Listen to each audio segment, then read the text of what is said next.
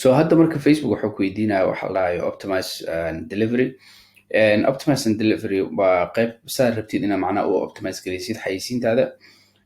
Haddii marka adiga aad tahay qof oo hadda saa aniga wax u samaynayno kale inuu u sameeyo rabo kale, the way aniga optimize garay doono waxa waaye in macnaha qof oo page ka imaado oo website-ka oo soo arko aan optimize garaynaynaa.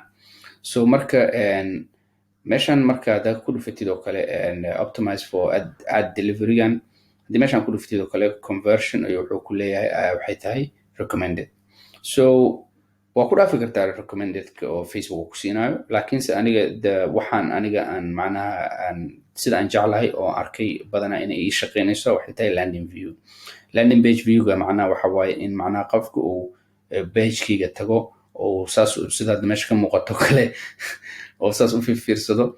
So marka landing page view ayaan ku optimize garaynaynaa. Haddii aadna rabin oo macnaha inaad landing page view aad samaysidna waxaa fiiri kartaa others oo macnaha options-ka ah. Haddii aad hoos tagtid oo kale link clicks oo kale ku optimize garay kartaa, impressions, daily unique reach, waxaan oo dhan waa iska mataqaanaa huuha waaye.